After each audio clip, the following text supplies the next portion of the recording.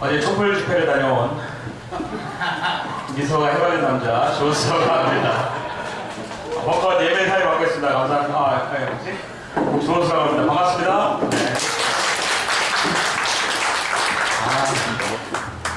어제 촛불 집회에서 박완순 시장이 저를 보셨는지 저를 팔로우하고 계십니다. 오늘 아침에 놀라요. 놀라가지고. 예, 그러시죠? 70만 원에 11만 하는데 거기 꼈어요. 정말로요? 자, 휴가철이기도 하고, 자, 조금 많으셨는데 이제 많이 오실 것 같습니다. 자, 인사 서로 나누면서 예배 시작하도록 하겠습니다.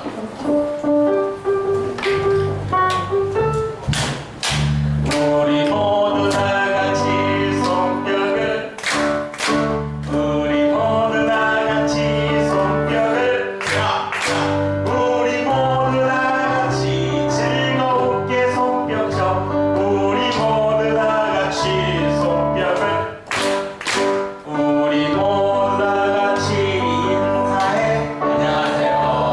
우리 모두 다 같이 함께 인사해. 안녕하세요. 우리 모두 다 같이 즐겁게 인사해. 우리 모두 다 같이 인사해. 안녕하세요. 우리 모두 다 같이 손을 들며 인사를. 안녕하세요. 우리 모두 다 같이 인사를 통해서 인사를. 안녕하세요. 우리 모두 다 같이 웃으면서 인사해. 우리 모두 다 같이 인사를. 안녕하세요. 우리 모두 다 같이 웃어요. 우리 모두 다 같이 큰 소리로 웃어요. 우리 모두 다 같이 큰 소리로 웃어요. 우리 모두 다 같이 웃어요. 우리 모두 다 같이 머리 계신 분에게 인사를. 안녕하세요. 우리 모두 다 같이 교회가 돌아오도록 인사를. 안녕하세요. 우리 모두 다 같이 즐겁게 웃으며 인사해. 안녕하세요. 네, 맞아요. 드디어 바뀌어오셨네요. 네. 좋습니다. 우리 침묵으로 기도하며 8월 첫 번째 예배입니다. 예배 시작하도록 하겠습니다.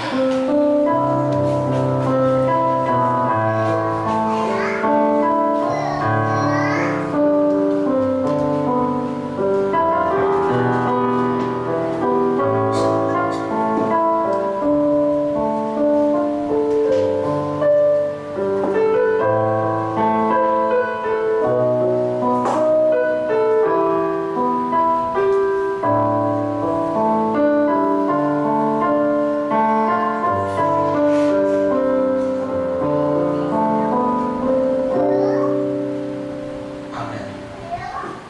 네, 오늘 여는 기도는 우리 교회 사진을 맡고 계십니다. 우리 교회뿐만 아니라 웬만한 지도단체의 사진을 다 맡고 계시는 우리 열혈 공택님께서 여는 기도 해주시겠습니다. 열혈 공택님이 여는 기도 하니까 우리 햇빛솔께서 좀 찍어주세요. DSLR 중고로 사신 분입니다. 자,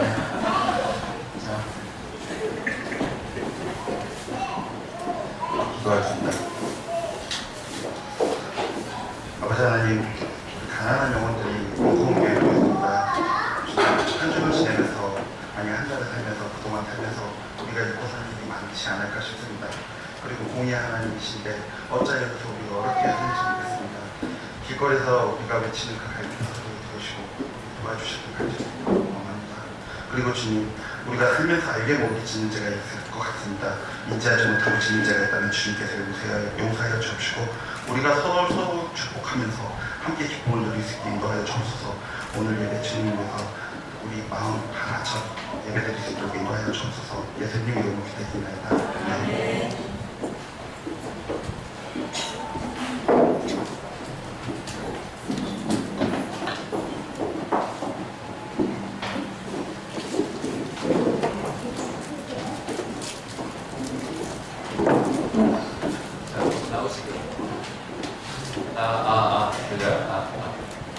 벙커 사인도를 하고 있는 범어심순이라고 합니다. 저는 박원순 말고 유시민 노래방 하는 그래서 어떻게 살 것인가 언제마다 식사를 그럴 거예요. 오늘도 역시 네 곡을 부를 겁니다. 근데 일단 여기 뜰 거고요. 잘 따라 불러주신 감사드립니다. 처음에는 광야에서부터 불러봅니다. 이 뭐랄까 김광석이 돼서 김철 김광석 빙이 돼서 반주하시는 분들 시작해주세요.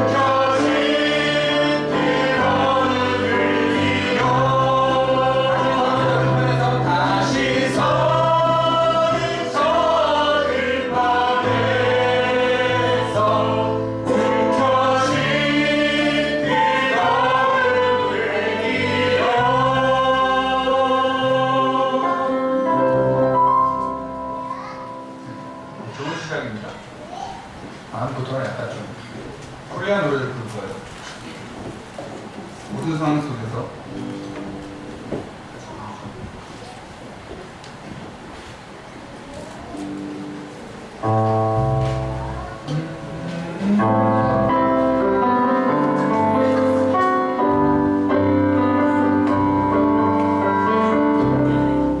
모든 상황 속에서 주를 찬양하며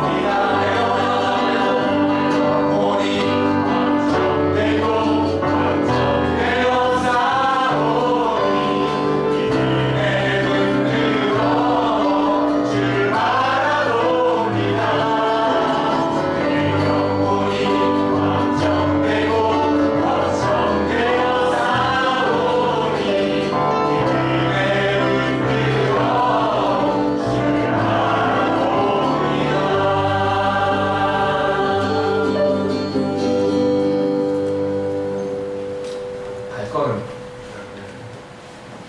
약간 난이도가 있는데 그냥 시작하시면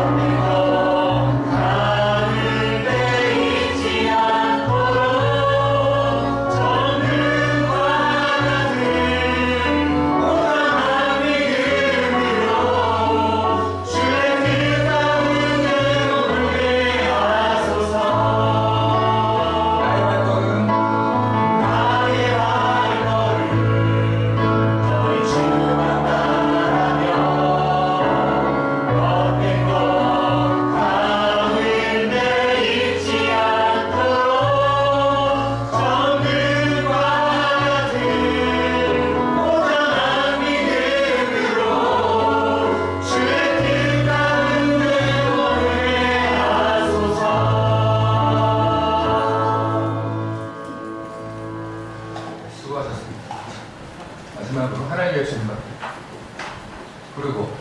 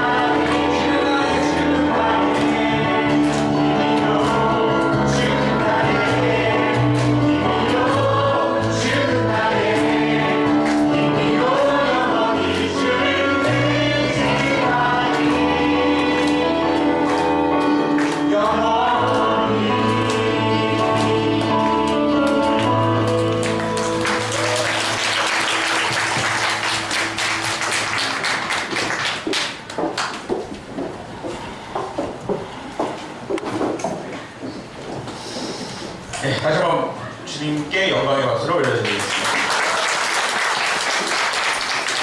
자, 그러면 주의 기도를 하시겠습니다. 하늘에 계신 우리 아버지, 아버지의 이름을 거룩하게 하시며 아버지의 나라가 오게 하시며 아버지의 뜻이 하늘에서 같이 땅에서도 이루어지게 하소서.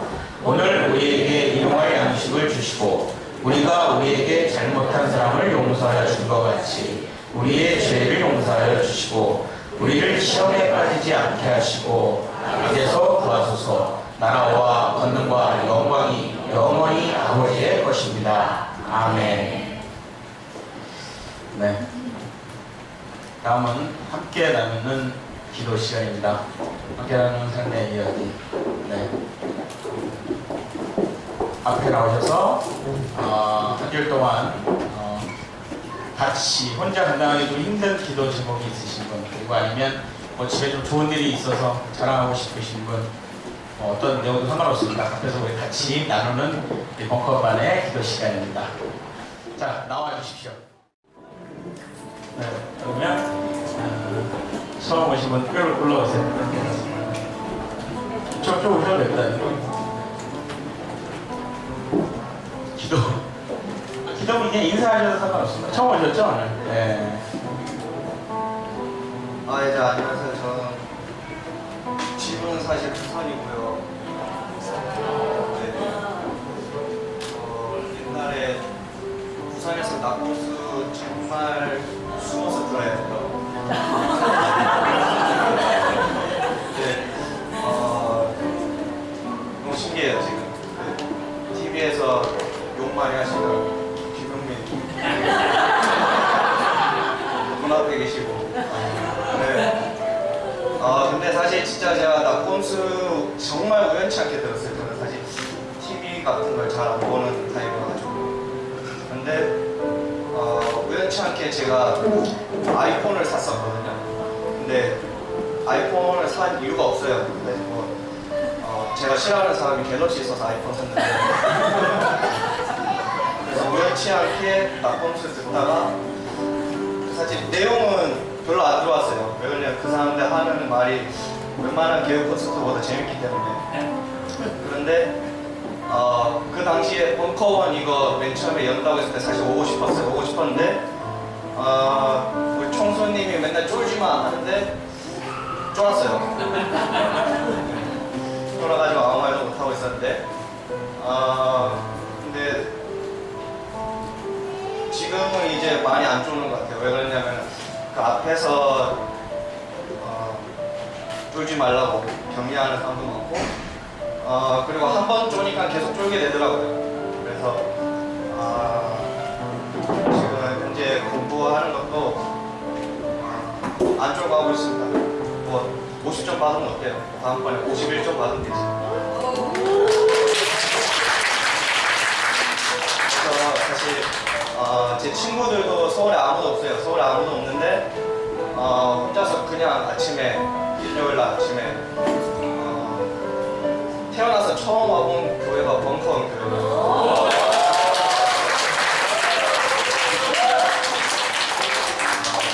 한 건 모르겠고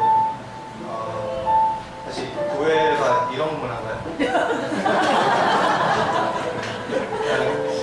이 순간의 시간 흘러가듯이 하나의 추억을 남길 수 있도록 같이 지내다 가겠습니다. 감사합니다.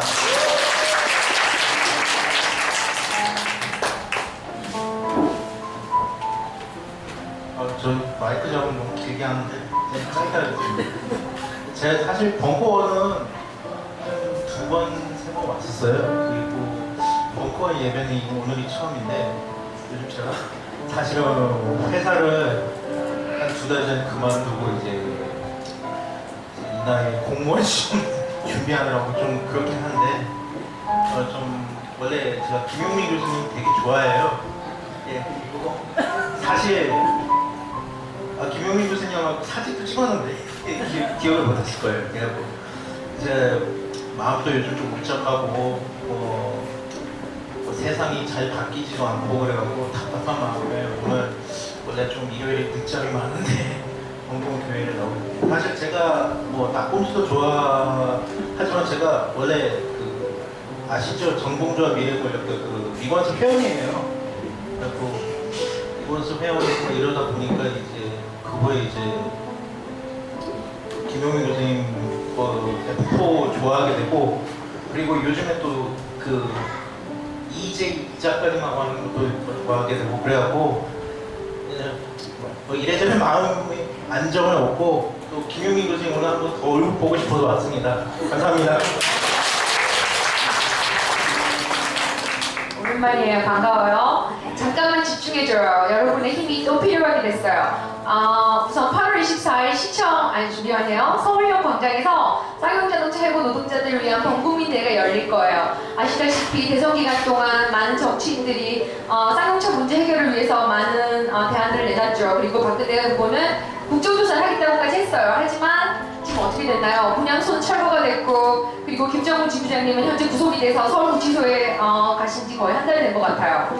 그래서 여러분 노동자들과 시민들이 하나가 되어서 10,000명의 조직위원회를 만들어서 우리 함께 범국민대회를 열어봐요. 그리고 우리 벙커원교회가 그 10,000명 중에 1%인 100명의 조직위원이 되는 거예요. 티끌 모아 태산이라고 하잖아요. 우리가 그 티끌이 되고 다른 단체들, 다른 시민들이 그 티끌이 되어서 우리가 그 태산을 만들어서 한번 9월 시작되는 국회에 우리 힘을 한번 보여줘봐요. 이거 어렵지 않아요. 5,000원의 기금만 내시고 그리고 조직위원 등록을 하시면 일간지 그러니까 신문에 범국민대회 관련한 광고도 실을 수 있고요. 나머지 자금은 그 범국민대회 운영기금으로 쓰여질 거예요. 어렵지 않죠? 5,000원 커피 한 잔 값보다 쌀 수 있어요. 밥 한 끼 굶으시면 돼요. 우리 할 수 있어요. 그러니까 나 너무 하고 싶어. 이거 꼭 참여할 거야 하시는 분은 저기 앉아 계신 실크님이 돈 상자 갖고 계실 거예요. 저기 가셔서 돈 내세요. 그리고 이름 적어주세요. 우리 꼭 그 티끌 1% 100명 채워봐요. 할 수 있죠?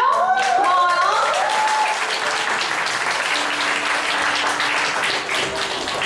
그래서 저는 벙커교회 아마 2번째 예배부터 했었어요. 교회 나온 지가 굉장히 오래됐는데 그동안 뭐 어떤 교회 안에 뭐 봉사나 활동 같은 걸 좀 안 하고 잘 버텨왔는데 며칠 전에 이제 그 남친님한테 시켜갖고 어떤 회의와 강압에 의해서 저 앞에서 그 맞이 봉사를 하고 있어요. 오늘 여기 올라온 그 이유는 좀 그런 오랫동안 좀 버텨왔던 거에 대한 사죄의 말씀과 저기서 제가 인사를 하는데 저도 계속 교회를 벙커 2번째부터 나왔으니까 오래 나왔는데 막 지금 다 처음 보는 얼굴 같더라고요. 그러니까 저도 그 전에 굉장히 큰 대형 교회를 다니면서 굉장히 스트레스가 많았어요. 그 교회 특히 뭐 교회 주일은 뭐 당연히 뭐 아침부터 저녁까지 있어야 되고 뭐 주중에도 뭐 주일예배, 금요예배 뭐 빠지면 뭐 거의 생활을 할 수가 없어요. 전화가 너무 와요. 교회에서 문자가.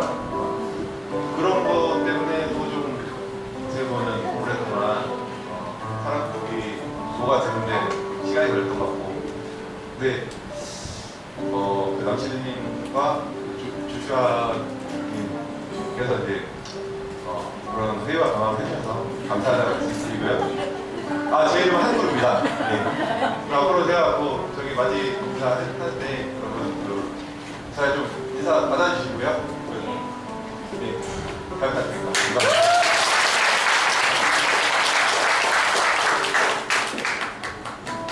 여기 시간 제한이 있나요? 네, 알고 있어야 돼요.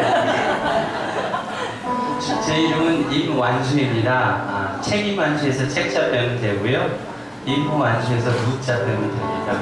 아까 부산에서 왔다고 놀라신 분들 있으셨죠? 저는 저기 미국 펜슨 뉴저지에서 왔어요. 한 2분 더 주세요. 5분 오케이. 그 친구 따라 강남 간다고 저는 사실 여기 우리 주광수 저기 친구가 너무 좋은 교회가 있다 꼭 가보자고 그랬는데 지난번에 9시 예배인 줄 알고 왔다가 실패하고 오늘 처음 이제 온 거예요. 그리고 사실은 저는 딴지 처음 봐서 알았고요. 아, 무슨 방송이요? 꼭지 방송? 아니, 하여튼 그런 거 전혀 몰라요. 네, 모르는데 와보니까 좋네요. 네, 좋고요. 아, 전 미국에서 산 지 한 25년 됐고요. 네, 대학 다니는 딸이 셋이 있어요. 사기예요? 제 딸들 사진을 보여주면 여학생들이 세상이 불공평하구나. 그런 거를, 예, 그렇게 느끼기도 하고요. 여러분 혹시 커뮤니티 매핑이라고 혹시 들어보셨어요? 안 들어보셨구나. 네. 자, 한국에서 커뮤니티 매핑을 한다고 지난 몇 년 동안 계속 왔었고요. 지금 미국에서 도시계획하고 의대에 있습니다. 네. 그리고 사실 전 여기 지금 진짜 기도하는 줄 알고 기도하러 나왔는데 전부 기도하는 분위기가 아니네요. 네. 사실 제가 한국에 오면서 너무 힘든 일들이 많아서 제 마음속이 사실 차돌같이 됐었어요. 그런데 얼마 몇 주 전에 어떤 분의 권유로 교회를 다시 나갔는데 천천히 이 차돌 같은 게 조금씩 금이 가는 걸 느꼈습니다. 그래서 여러분 그 베데스다 연못 아세요? 제가 사실 하나님한테 빚진 건 많고 주변 사람들한테 빚진 건 많아서 교회 오는 게 굉장히 두렵고 미안하고 그랬는데 연못 근처에 그 아픈 사람처럼 있기만 해도 언젠가는 이렇게 예수님 하나님이 저를 픽업해 주셔서 이렇게 구원해 주시겠구나 하는 생각을 했고요. 오늘 또 아침에 또 아픈 어머니와 예배를 드렸는데 찬송가를 부르는데 그 말이 있더라고요. 저에게 회개하고 갈망하는 마음을 달라고 그러더라고요. 내가 회개하고 갈망하는 마음이 있어서 회개하는 게 아니라 정말 제가 원하고 제가 어디를 바라는 거에 따라 중요한 것 같아요.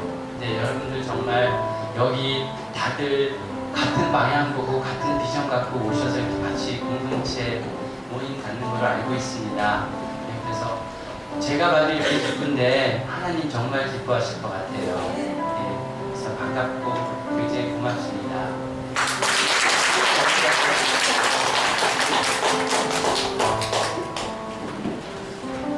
반갑습니다. 정금전이고요.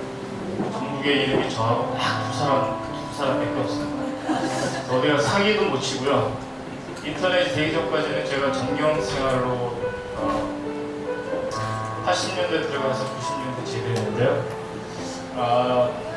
딱 찾아보니까는 저 한 사람밖에 없었는데 얼마 전에 제 이름으로 검색을 하니까 여자분 한 분 계시더라고요. 트로트 부르면서 지금 나오는데 제가 지금 이렇게 지금 두서없이 말씀드리는 거는 겉으로는 여유 있어 보이지만 속에 정말 지긋지.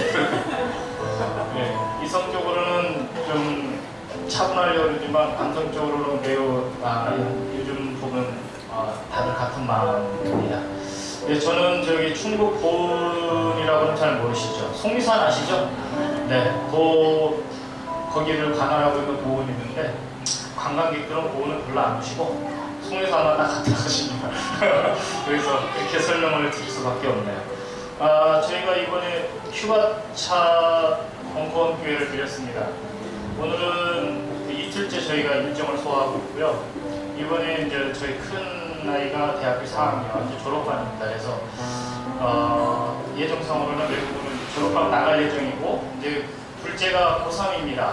그래서 이제 시험 보면 내년 대학 가면 저희 온 가족 내 식구가 한 번에 이렇게 같이 여행을 할 수 있는 기회가 금년이 어찌 보면 유일할 수도 있겠다 싶어서 이번에 좀 뜻깊은 그런 여행 일정을 좀 잡았으면 좋겠다 매우 고민이 많았습니다. 아까 티끌 모아 태산이라고 하셨는데 그 말씀에 제가 아주 공감을 하고요. 여행을 위해서 저희는 티끌을 모아서 지금 하는군요. 그냥 돈을 여유 있어서 막 이렇게 쓴 것이 아니라 진짜 1년을 모으고 이렇게 티끌 하루하루 이렇게 꾸준히 해서 이렇게 일정을 잡았고요. 그래서 어제는 마음이 항상 빗으로 남아있던 촛불집회에서 생전 처음 가봤습니다. 예, 쇠고기 때도 못 갔지만 마음이 계속 부담을 갖고 있었지만 그래서 어제 너무 좋았고 수고하시는 분들에게 뭐 이렇게 말로 어떻게 할 수 없는 감사함을 이 자리를 빌어서 드리기도 합니다. 개인적으로는 저는 교회 안수 집사이기도 한데요. 교회의 어떤 여러 가지 부분들 뭐 다 아시는 부분들이겠지만 그래 여러 가지 부분 아픔들이 있지만 그래도 열심히 잘 믿음 안에서 극복하고 있습니다. 잘 지내고 있고요. 그래서 인터넷이나 이런 카페를 통해서 여기 벙커원교를 보면서 한 번은 꼭 가봤으면 좋겠다. 카페로 왔는데 예배로는 처음 참석입니다. 그래서 이 참석을 통해서 저도 이제 같은 마음의 어떤 그런 공감대를 이룬 부분이 많아서 와서 예배를 드리고 직접 참여를 좀 했으면 좋겠다는 그러한 저희 가족, 저와 제 가족들의 그런 바람이 있어서 오늘 이 시간 참석을 했고요. 예, 우리가 이렇게 본의 아니게 이렇게 나오게 돼서 지금 제가 필름이 잠깐 끊기더라고요. 그래서 아무튼 좋은 시간 됐으면 좋겠고요. 다음에 또 기회가 되면 찾아뵙고 서로 인사하는 그런 시간 있겠죠? 네, 이제 좀 떨림이 좀 덜하려고 했는데 시간이 길어서 그만 들어가겠습니다. 아무튼 좋은 시간 되시고요.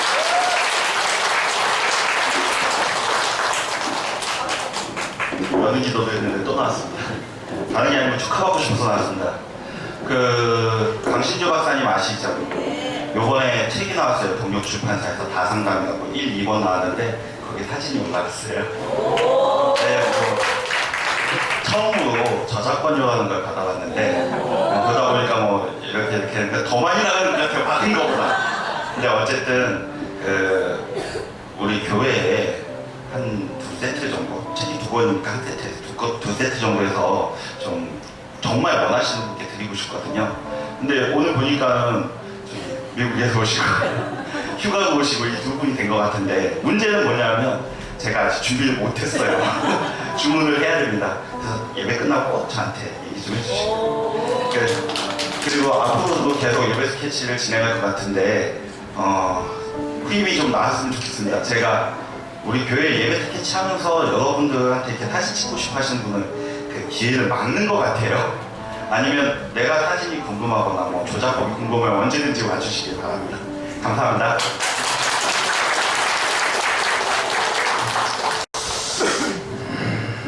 네, 처음으로 저작권료를 받게 된 우리 이알동님께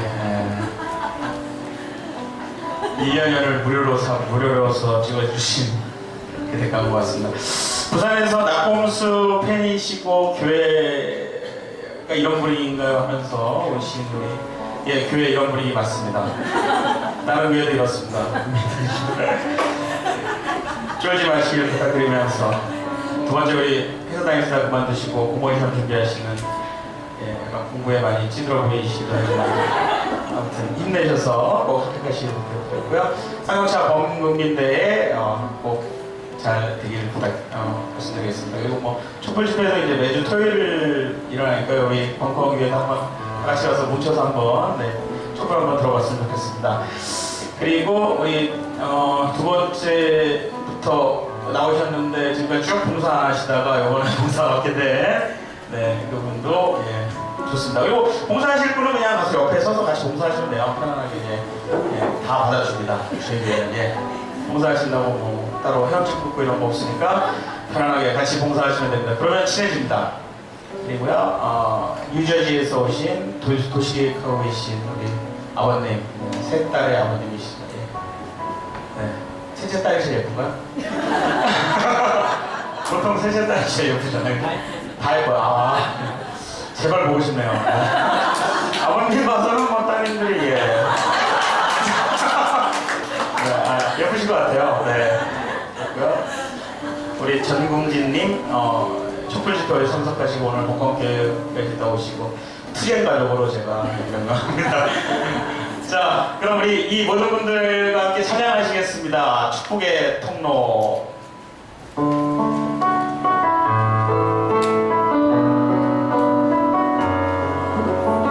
축복받으시라고 축복의 통로 찬양 같이 하겠습니다. 당신은 하나님의 당신은 하나님의 언약 안에 있는 축복의 통로 서로 바라보시면서 하겠습니다. 당신은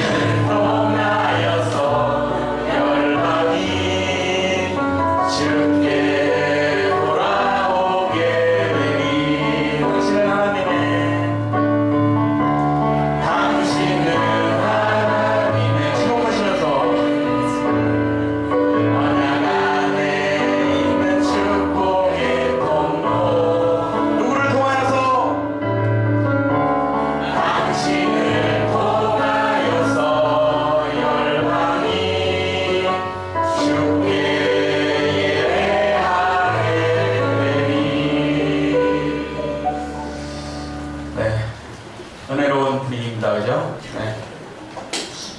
네.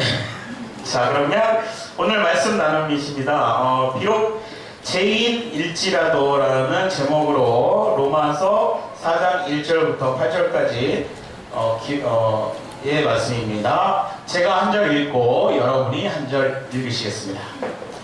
우리 민족의 조상 아브라함의 경우는 어떠했습니까?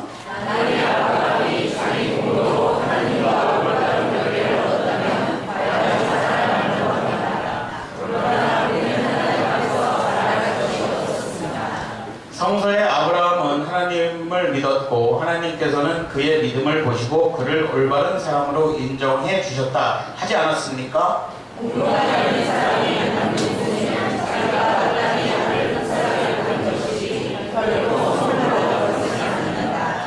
그러나 아무 공로가 없는 사람이라도 하나님을 믿으면 믿음을 통해서 하나님과 올바른 관계를 얻게 됩니다. 지라도 올바른 사람으로 인정하실 수 있는 분이십니다. 그래서 하나님도 선행과는 관계없이 하나님으로부터 올바른 사람으로 인정받은 사람의 모습을 보였습니다. 하나님께서 잘못을 용서해 주시고 죄를 덮어주신 사람들은 행복하다. 주께서 죄 없다고 인정해 주시는 사람도 행복하다. 네, 아멘. 오늘 말씀은 김용민 님께서 나눠주시겠습니다.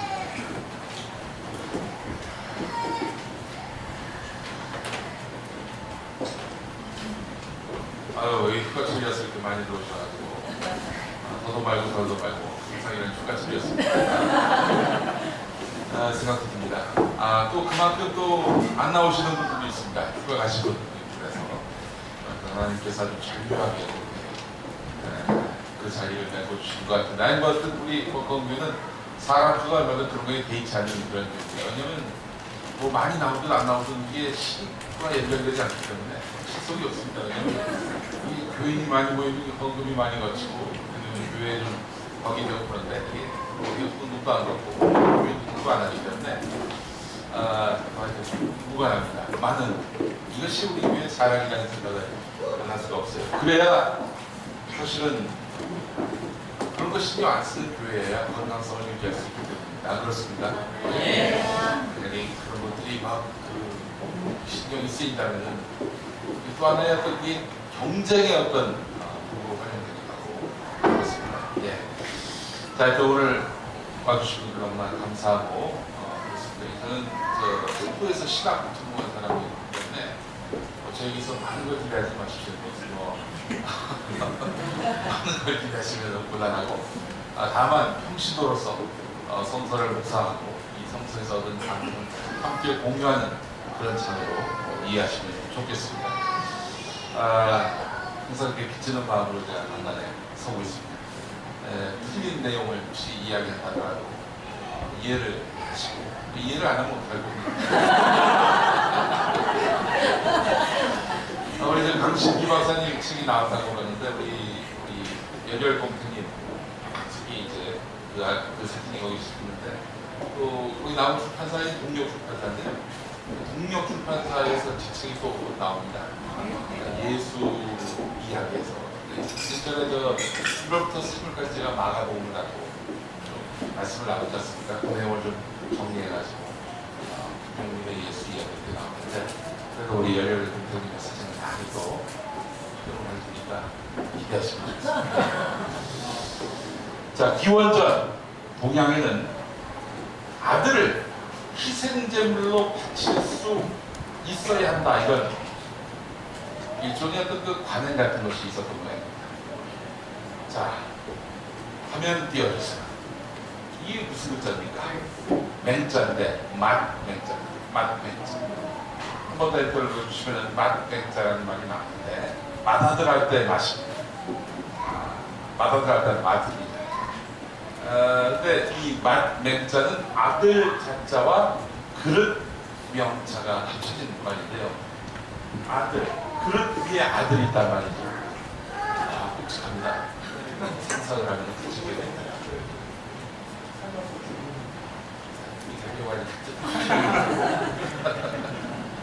자, 이 그릇 명자는 그릇은 음식을 담을 수 있는 넓은 그릇이지만은 제사용으로 쓰이는 그릇으로 알려져 있어서 커다란 제사용 그릇에 아들을 담는 그런 모양. 고대 중원에 있는 지역에서는 맏아들을 잡아먹는 기가 막힌 풍습이 있었다고 하는데 묵자의 기록에 초나라 남쪽에는 사람을 잡아먹는 그 나라가 있었는데 그 나라에서는 맏아들을 낳게 되면 신선한 고기처럼 잡아먹는 기가 막힌 관행이 있었습니다. 자, 왜 그 아들을 먹느냐? 이것과 관련한 두 가지 이유가 있는데 첫 번째가 왜 첫 번째 얻는 결실을 바치는 관행. 그런 거는 오늘날에도 많이 나지 않나요? 그 핵곡식, 그것으로 빚은 술 이런 것들을 천신과 조선시대에 바치는 관행이 지금까지 있었고 또 우리들 보면은 첫 월급을 타면은 그 월급 통째로 아버지 어머니한테 갖다 바치거나 뭐 교회에 이제 이렇게 헌금하거나 그런 경우 있잖아요. 그죠? 거기서부터 비롯됐다라는 이야기가 있는가 하면은 또 하나는 첫 번째 낳은 아이가 내 아이가 아닐 가능성이 있다는 겁니다. 정상적인 혼인 예식이 정착되기 이전에 고대에는 약탈 혼이라는 게 있었습니다. 빼앗아온 여자가 낳은 첫 아이는 따라서 내 아이가 아닐 가능성이 있기 때문에 혈통으로 인정할 수 없다. 그래서 아이를 낳으면 먹어 없앤다. 뭐 이런 아주 정말 참 상상도 할 수 없는 아주 기가 막힌 그런 이야기들이 있었습니다. 오늘 로마서에는 난데없이 아브라함이 나옵니다. 아브라함은 믿음의 조상으로 불리죠. 믿음의 조상 아브라함은 이렇게 시작한 노래 다 기억하시죠? 주일학교 때 많이 부르셨을 겁니다. 아브라함은 그 일생을 짚어봤을 때 일종의 베아드라 아버지 테라와 함께 갈대아 우르를 나오게 됩니다. 그리고 하란으로 옮깁니다. 여호와의 명령을 받아서 하란에서 가나안에서 이집트 다시 또 가나안으로 옮겨다닙니다. 이 와중에 롯과 갈라져 살고 탄신 낳은 이삭을 제물로 바치느냐 바치지 말아야 하는가 심적으로 고민을 겪다가 바치기로 마음먹는다. 이런 그야말로 우여곡절을 겪었습니다. 자, 아브라함의 그 삶을 몇 문장으로 요약하자면 걱정과 탄식은 있어도 우여곡절은 있어도 하나님 하자는 대로 살았던 삶 이렇게 요약할 수 있겠습니다. 자, 이런 아브라함 삶에서 가장 큰 하이라이트는 또 아브라함이 믿음의 조상으로 추앙받게 된 계기는 바로 이삭을 바치라는 명령을 이해한 것입니다. 많은 분들에게는 아브라함의 정말 한이 없는 그 깊이를 할 수 없는 그런 믿음의 상징적 사례로 이 사건을 기억하시는 분들이 많이 계시겠지만 저에게는 지금도 불편한 이야기입니다. 아니 실험할 게 없어서 아들을 제물로 바치라는 이런 잔인한 주문을 신기해서 하실 수 있습니다. 솔직히 저 같으면 그냥 믿음 없다고 비난받고 죽을래요. 이럴 것 같습니다. 여기 부모님들 중에 저하고 생각하는 분도 있을 거예요. 그죠? 끔찍 같은 눈에 넣어도 아프지 않은 우리 자녀를. 게다가 막판에 극적 반전이 일어납니다. 하나님이 직접 이삭을 건들지 말라 이렇게 말하죠. 이 사람을 갖고 먹는 것도 아니고 말이죠. 기만도 이걸 기만이었습니다. 자, 그러나 아브라함의 믿음만 봐서는 안 된다는 것입니다. 제가 참 존경하는 목사님 중에 한 분이 천안세림교회 최영목 목사의 설교입니다. 하나님의 위대한 인간 사랑으로 이 부분을 해석해야 한다. 이건요. 아니 그렇게 사람을 갖고 노셨으면서 무슨 위대한 사랑인가 싶으실 겁니다. 자, 말씀 중에 그 구약성서 창세기에 나오는 내용 중에 하나님이 아브라함에게 이렇게 말합니다. 그 아이에게 손을 대지 말라. 손을 대지 말라. 엄명을 하시고. 자, 이 텍스트만 놓고 보면 하나님을 오해할 만큼 오해하게 만드는데 앞에서 보신 대로 맏맹자 제가 설명을 하면서 첫 아이는 죽이는 게 가능이었던 그 시대의 상황이 만약에 아브라함 시대 고대 근동의 상황과 유사하다면, 고대 근동에도 그러한 반응이 있다면 아이를 죽이는 것은 그렇게 큰 이익이 아니었다라고 생각해 본다면 오늘날과 같은 그런 분위기로 봐서는 안 될 거라는 생각을 합니다. 자, 따라서 이야기의 핵심은 죽이는 게 당연했던, 죽이는 게 이상하지 않았던 그런 천사들에 대한 이 살해, 이 과정에서 하나님이 그것을 멈추시게 했다는 점입니다. 이 점이 가장 우리가 주의 깊게 봐야 될 부분입니다. 고대 종교는 또 당시 있는 살아있는 사람도 제물로 바치도록 되어 있었던 모양입니다. 그런데 하나님은 이삭을 살리심으로써 그 불의했던 과거를 끊으시게 했다는 것, 이것이 바로 문명사적 전환이다 라고까지 최경목 목사는 평가합니다. 성서의 종교와 다른 모든 고대의 종교들과 구별되는 분기점을 보여주는 중대한 사건이라는 겁니다. 이 야만적이야, 찬이네, 이렇게 생각하시죠? 여러분, 오늘날이랑 다르지 않습니다. 사람을, 내 목숨을 죽이고 안 죽이고 그 차원의 문제가 아니라 다른 차원으로 본다면 이런 잔인무도한 그런 일들은 우리 일상사에서도 빈번합니다. 어느 방송사라고 이야기하면 다 알만한 방송사입니다. KBS, MBC는 아니고 그 방송사가 IMF 외환 위기를 맞았을 때였습니다.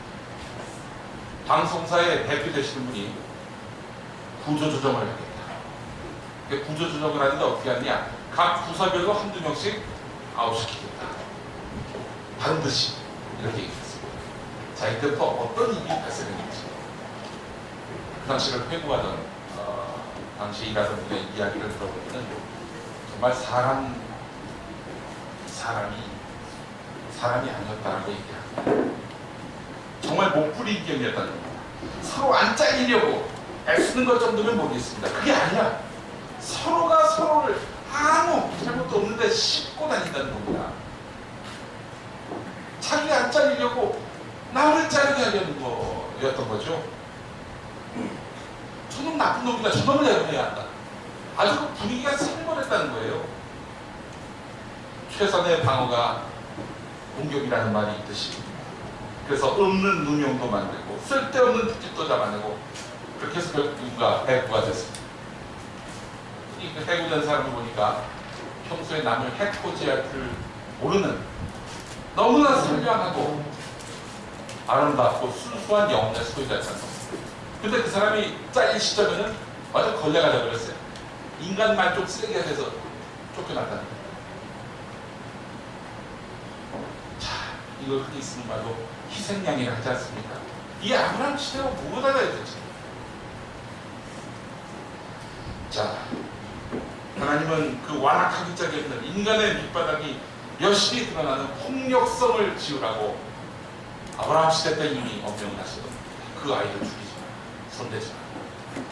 이게 바로 문명사적 전환의 사건이다라고 최영봉 목사는 이야기했던 겁니다. 이 사건을 아브라함의 믿음을 테스트하는 정도로만 보는 것은 아주 낮은 수의 해석이다, 이렇게 볼 수 있겠습니다. 하나님이 어떻게 보이십니까? 아들 죽여 안 죽여? 이렇게 믿음이 없어서야 라고 말하는 하나님으로 보이십니까? 아니면 희생양 그런 거 필요 없다, 모든 이들의 생명과 자존심은 소중하다 라고 말씀하시는 하나님으로 이겨지십니까? 최영목 목사의 결론은 이럽니다.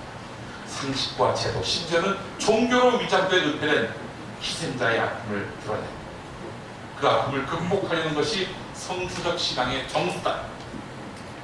우리가 하나님을 믿는다는 것은 그 신앙을 지키는 것이다, 이렇게 말합니다. 오늘 로마서 4장은 바울이 유대인에게 던지는 날카로운 돌직구입니다.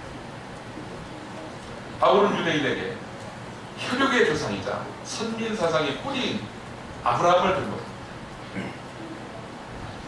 율법을 하늘과 같이 숭상하는 이 사람들에게 아브라함은 율법을 잘 지켜서 의롭게 될 게 아니라 믿음이 확고했기 때문에 의롭게 된 것이다.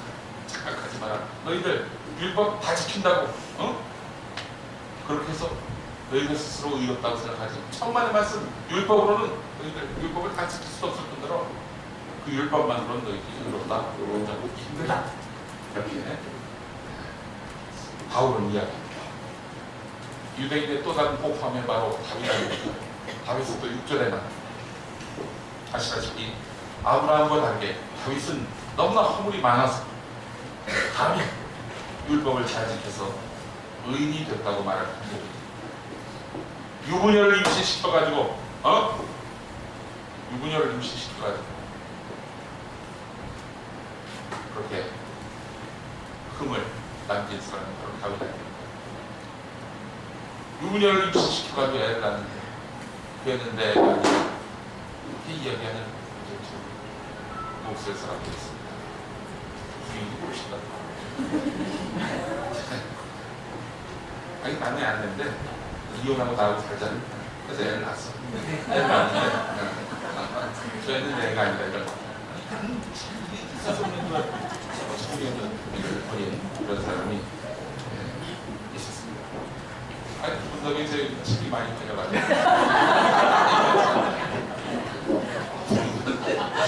이런 일이 나갔어요. 자, 왜 바울은 유대인으로 하여금 행위로 구원 못 받는다고 율법으로는 구원 못 받는다고 강조하고 또 강조했을까? 아주 중요한 메시지가 나옵니다. 보상심리를 지우라는 겁니다. 보상심리.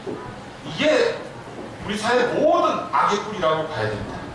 여러분, 보상심리 이것은 주로 강자들에게서 발견되는 그런 현상입니다. 여러분, 타이거 우즈 아시죠? 타이거 우즈가 예전에 그 성추문이 터져가지고 이것과 관련돼서 기자회견을 가졌는데 이런 말을 했습니다.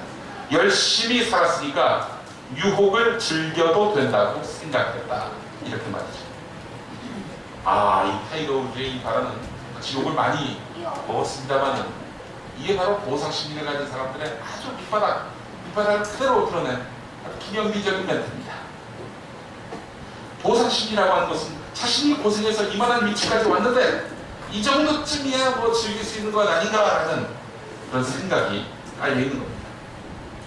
현재 위치까지 올라오는데 기울였던 노력에 대해서 보상받기를 원하는 심리인 거죠.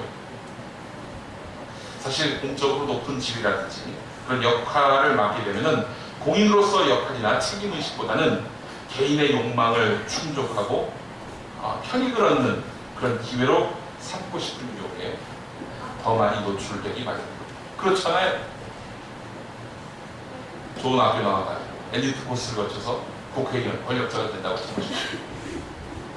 이런 사람들이 사고를 잘 칩니다. 왜냐? 보상심리지. 내가 그렇게 노력해가지고 이 자리까지 왔는데 그렇게 해서 즐기는 거 왜 심이야? 이렇게 나올 수 있다는 거예요. 성추행 범죄가 딴 데서 벌어진 게 아니라 바로 그런 심리에서 나오는 거예요.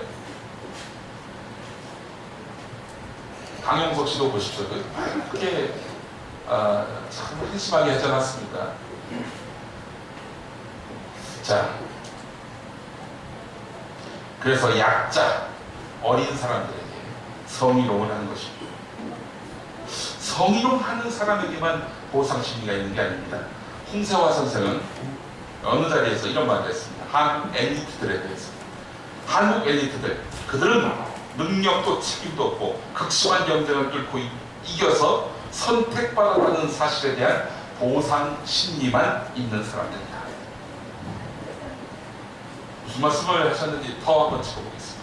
입시 위주의 교육으로 경쟁의식만 가득하고 비판의식을 갖지 못한다. 기득권 세력들은 엘리트 교육과 교육 경쟁력을 이야기하고 있는데 한국의 엘리트가 엘리트인가? 엘리트는 능력과 사회적 책임을 가져야 한다.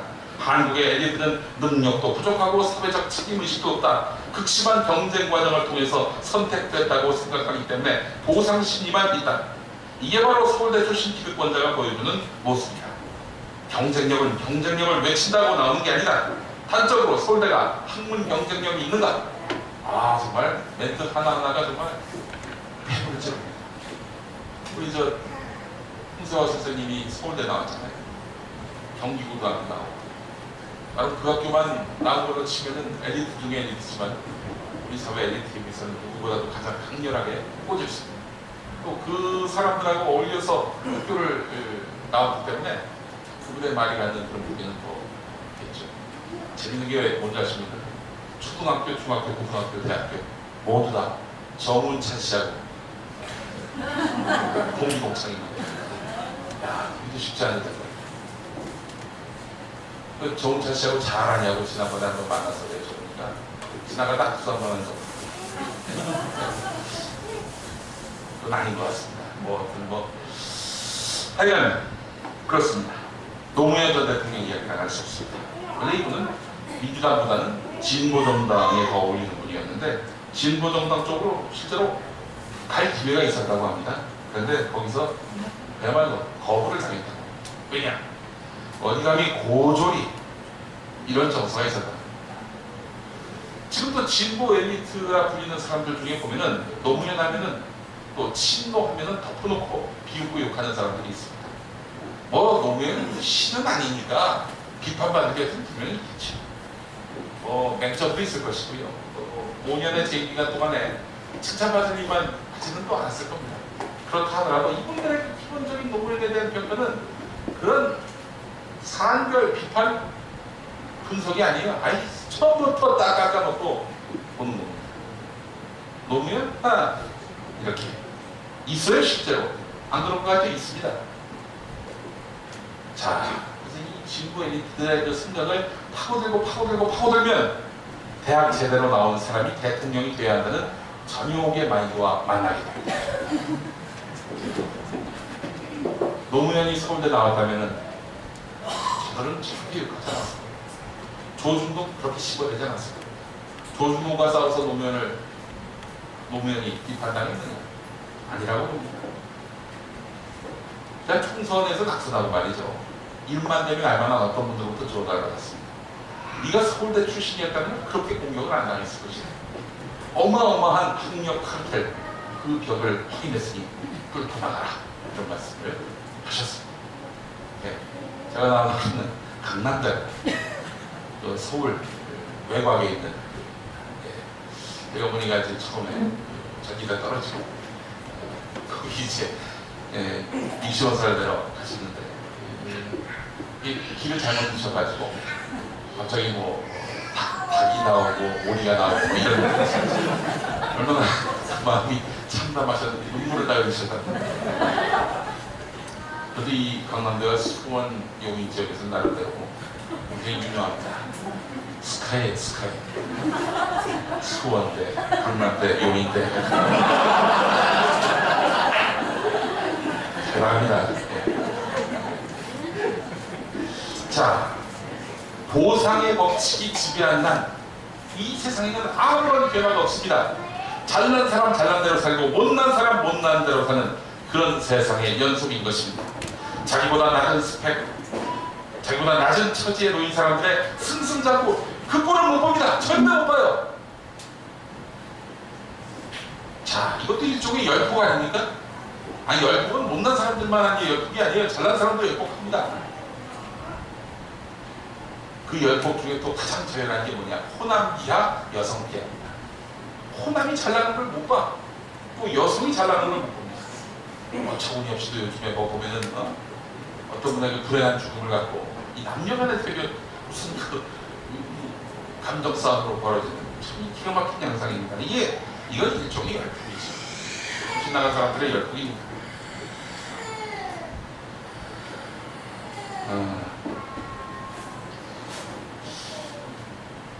이 보상의 법칙이 지배하고 작동하고 맹위를 떨치는 세상에는 아무런 변화가 없습니다. 그렇지 않습니까?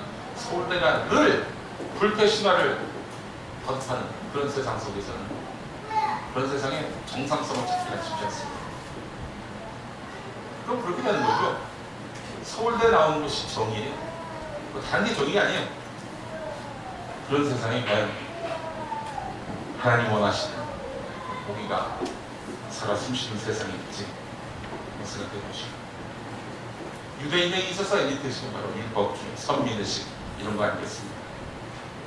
그 보상심리, 그 잘못된 보상심리가 된 것이 바로 바울의 선언이었습니다. 바울의 선언은 모든 부정한 불의한 것들에 대한 해방을 선언한 것이다. 이렇게 봐야 합니다. 아브라함 이야기를 또 해보겠습니다. 아브라함이 믿음으로써 의롭다함을 인정받은 아주 오래전 케이스라고 바울은 훈조에 얘기합니다.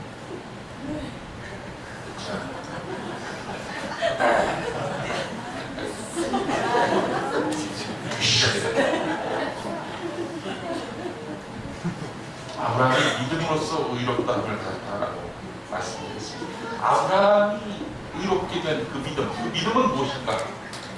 장모 이명박처럼 평일에는 언론 장악하고 민간인 조사, 선거 부정하고 사회상을 작살내고 국가재산 삥땅 치고도 주일만 되면 교회에 나가서 주야 주야 하면 그것으로 성립되는 것이 믿음입니다.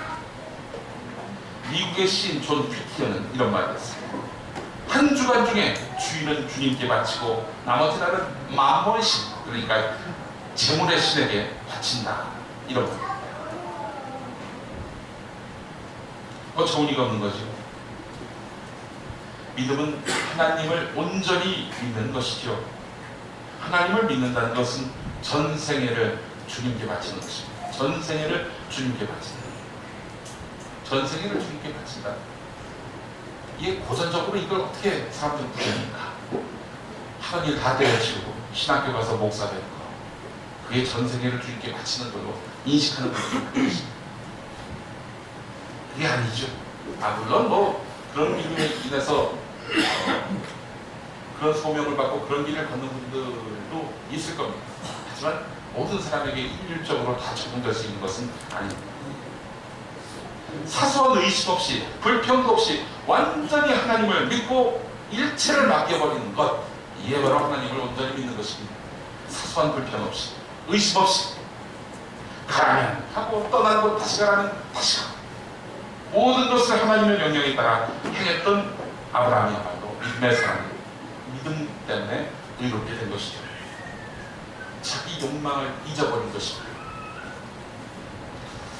자, 그 아브라함은 그래도 좀 복을 받았습니다. 하나님의 짙은 계시를 받았잖아요. 가라. 자, 그래도 가.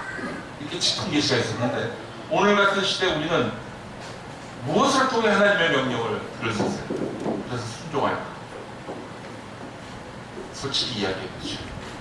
하나님의 뜻을 몰라서 안 따릅니까? 그건 아니잖아요. 무엇이 불이고 무엇이 정의인지 몰라서 주님의 뜻을 실행하지 못하는 사람은 세상에 없습니다. 언론 지금 아주 그야말로 새카만 암흑의 시대죠.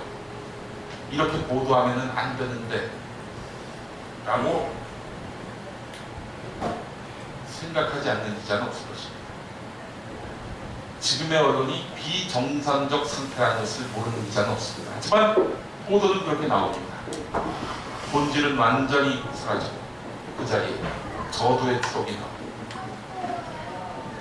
대통령 가까이 페이스북 사진이 19번째, 20번째 복지는 이게 비정상적이라는 걸 모르지 않아요. 다 압니다. 알지만 어떡합니까?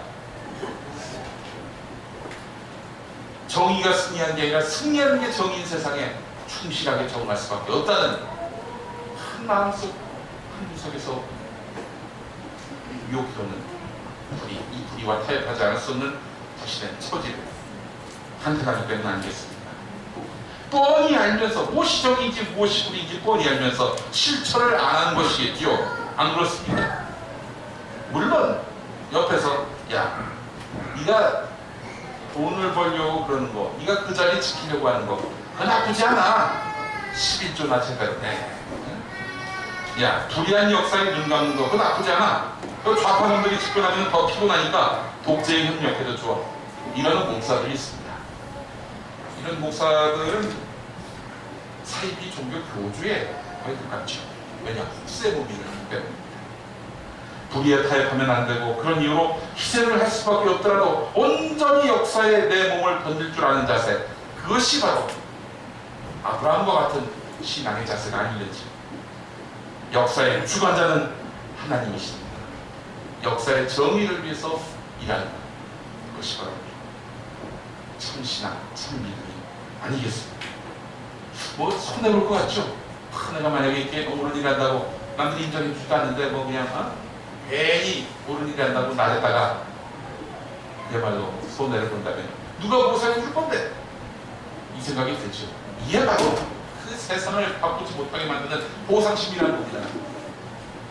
보상심리를 거둬내지 않고서는 세상이 바뀌지 않는다라고 말씀드렸죠. 자, 말하기 쉽죠. 자, 이 연약하기 짝이 없는 인간들을 위해서 하나님은 마태복음 6장에 이런 말씀을 주셨습니다. 우리 다 같이 함께 읽어보도록 하겠습니다. 공중의 새들을 보아 그것들은 씨를 뿌리거나 거두거나 곳간에 모아들이지 않아 하늘 계신 너희의 아버지께서 먹여주신다. 너희는 새보다 훨씬 귀하지 않으니 너희 가운데 누가 걱정한다고 목숨을 한 시간이들 더 늘릴 수 있겠느냐. 또 너희는 어찌하여 옷 걱정을 하느냐. 들꽃이여 함께 자라나 살펴보아라. 그것들은 수고하지 않고 질산도 하지 않는다. 그러나 온갖 영화를 누린 솔로몬도 이 옷 한 송이만큼 화려하게 차리지는 못하였다. 너희는 어찌하여 그런 믿음이 약하냐. 오늘 비겼다가 내일 아버지의 던져질 들고도 하나님께서 이처럼 입히시거든 하물며 너희야 얼마나 더 잘 입히시겠느냐. 그리고 무엇을 먹을까 무엇을 마실까 또 무엇을 입을까 하고 걱정하지 마라. 이런 것들은 모두 이방인들이 하는 것이다. 하늘에 계신 아버지께서는 이 모든 것이 너희에게 있어야 할 것을 잘 알고 계신다. 너희는 먼저 하나님의 나라와 하나님께서 의롭게 여기시는 것을 보아라. 그러면 이 모든 것도 받게 될 것이다. 그러므로 내일 일은 걱정하지 마라. 내일 걱정은 내일에 하라. 하루의 괴로움은 그날에 없는 것만 보고 싶다. 이 말씀을 읽고도 보상심리 해석을 하면서 내가 의롭게 행동하다가 X되는 거 아닌가. 이런 염려가 되신다면 정말 불신앙의 부분이 그렇지 않습니까? 국정원 경찰 새누리당이 합작한 선거구정 이거 잘못됐고 모르는 사람 없습니다. 근데 여기서 문제는 잘못된 것을 잘못됐다고 말할 용기를 당연히 가져야 하는데 그렇지 못하는 거예요. 항의하다가 밥줄 끊기는 거 아닙니까? 그런 문제입니다. 그래서 좌절. 누군가 또 이런 얘기하죠. 아니 무슨 기독교인이 세상 일에 이렇게 세세하게 간섭을 해. 이렇게 말이죠. 온유하고 평화롭게 해결했지. 그거 왜 근데 왜 나가? 아니 지금 촛불 집회야말로 온유하고 평화로운 거 아닙니까? 옛날 같으면 진짜 아유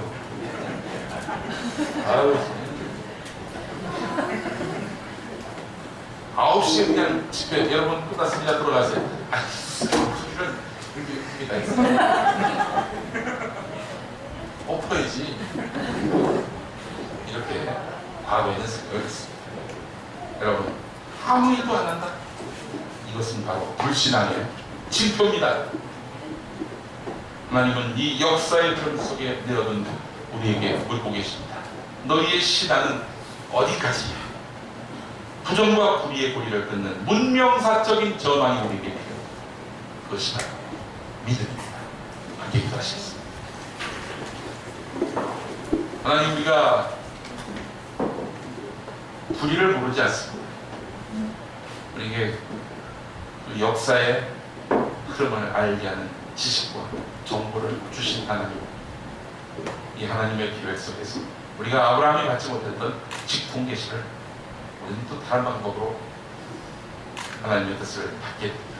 하나님, 내 하나님의 뜻을 외면하지 않게 해주시고 불의에 맞서서 정의를 세우고 그렇게 해서 하나님께 영광을 드리는 참 믿음의 소유자가 되게 해주시고 그렇게 해서 하나님의 나라를 이 땅에 확장시키는 그리스도의 백성이 되도록 인도하여 주시고 저희의 힘은 매우 미약하고 또한 서로를 그렇게 믿지 못합니다. 마음속에 불평도 있습니다. 하나님, 이 모든 인간의 연약함들을 주님의 의로운 영광 속에 녹여주시고 일어서게 인도하여 주시고 주여 시간이 지날수록 많은 촛불의 백성들이 광장을 덮고 있습니다. 이를 외면하고 물타게 하는 저 사악한 세력들을 주남하게 꾸짖어주시고 역사의 정의를 이렇게 세워주시옵소서.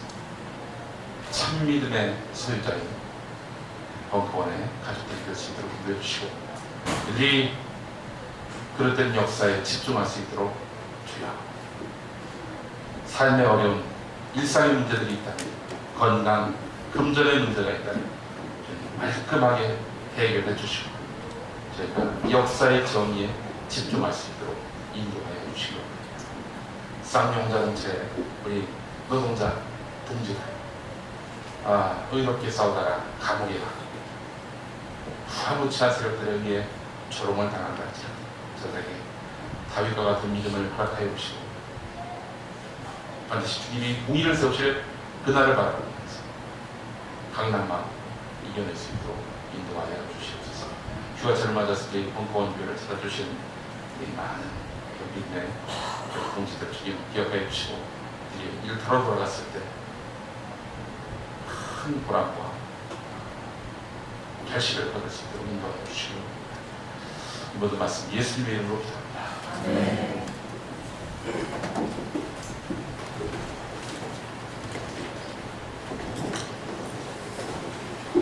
네, 우리 다 같이 일어서셔서 함께 축복의 기도를 하시겠습니다.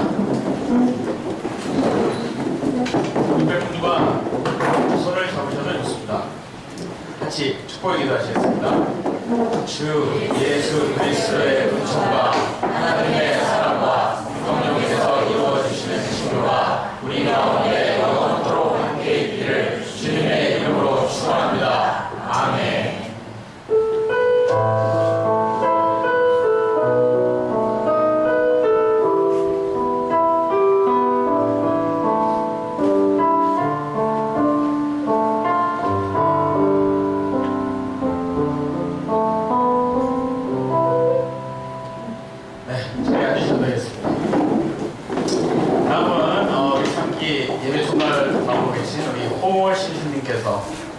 광고 말씀 드리겠습니다.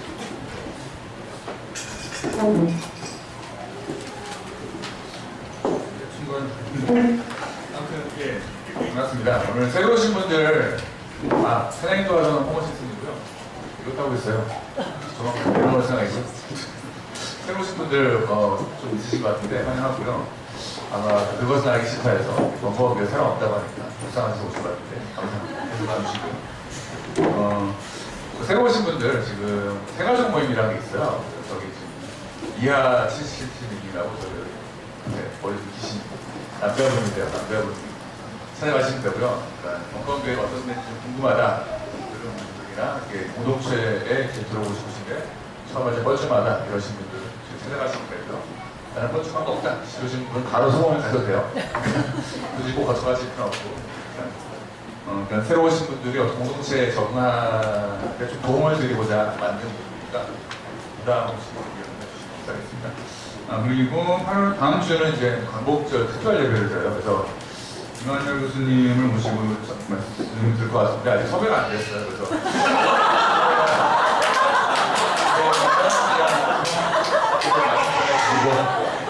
그리고 지금 다음 주에 연극도 해야 되는데 아직 개봉도 안 나왔고 다음 주에 광복절 예배가 잘 진행할 수 있도록 여러분께서 뜨겁게 기도해 주셔야 굉장히 들어요.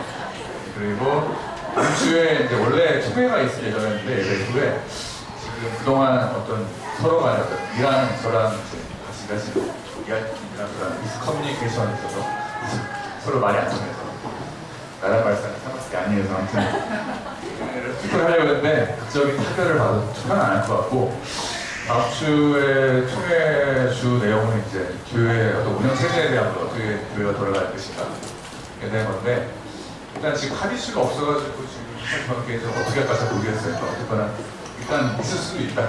그걸 알아주시고 그리고 오늘 오늘 8월 25일 날 모태소 모임에서 주간 예배로 드리고요. 그 다음에 지금 저희 저번 6월 9일 날 저희 벙커원 1주년 예배 때 저희가 그때 1주년 예배용으로 돈을 모은 돈이 있어요. 참고로 저희 교회는 이제 헌금을 안 받아요. 헌금을 안 받고 대신에 헌금을 이제 여기 주보에 나와 있는 여기 하는 데로 헌금 하셔야 돼요. 사람 계시죠? 그거 하셔야 돼요. 여기를 하셔야 돼요. 근데 어쨌거나 저희 교회가 돈을 안 받잖아요. 무슨 일이 있어요. 그때 모아서 이제 돈을 쓰는데 이때 1주년 너무 많이 모였어요. 남은 돈을 저희가 이제 그걸 기부를 하려고 하는데 지금 그 홈페이지에다가 지금 다음 카페에다가 그거 올렸고 거기다 댓글이 많이 달리는 순으로 기부를 할 생각이에요. 근데 지금 쌍용차가 네이버가 나오고 뉴스타트 리퍼 나왔고 지금 두 군데 되어 있어요. 네 군데에 나눠서 기부를 해야 되는데 없고요. 아니면 여러분 혹시 여러분 중에 기부하고 싶다 이러신 분들도 그렇게 남겨주셔도 되고 더 좋은 사용법이 있다 생각하시는 분들도 그렇게 남겨주셔도 돼요. 일단 다음 카페에 들어오셔서 여러분들 고견 남겨주시면 감사하겠고요.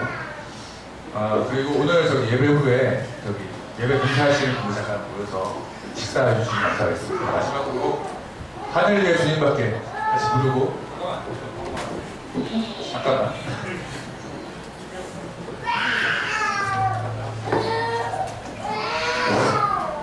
저번 총회에 관해서 말씀드리려고 이 자리에 있습니다.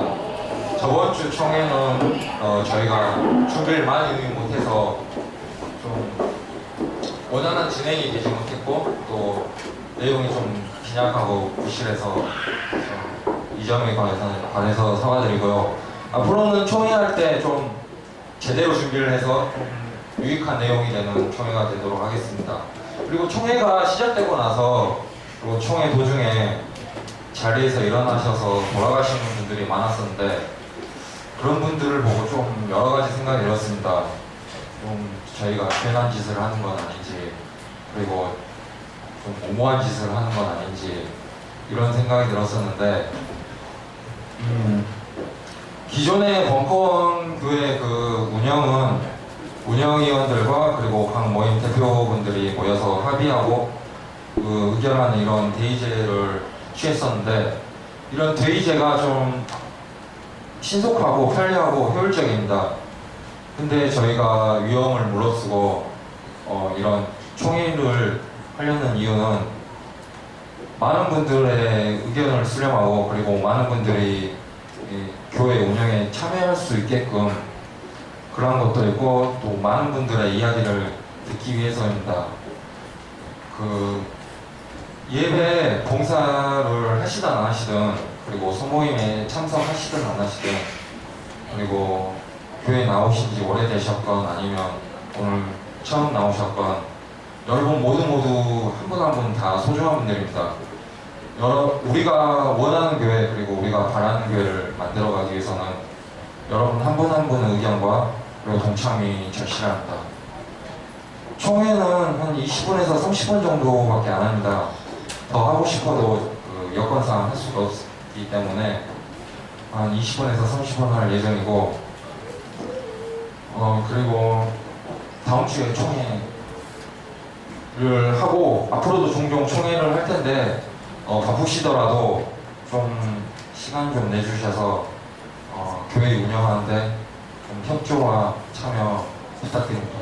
그리고 그 총회는 나와는 무관한 것 아니면은 총회는 좀 지루하고 따분한 것이라고 생각하시는 분들이 많으신데 앞으로 많은 분들이 흥미와 관심을 가질 수 있는 총회가 되도록 노력하겠습니다. 이상입니다.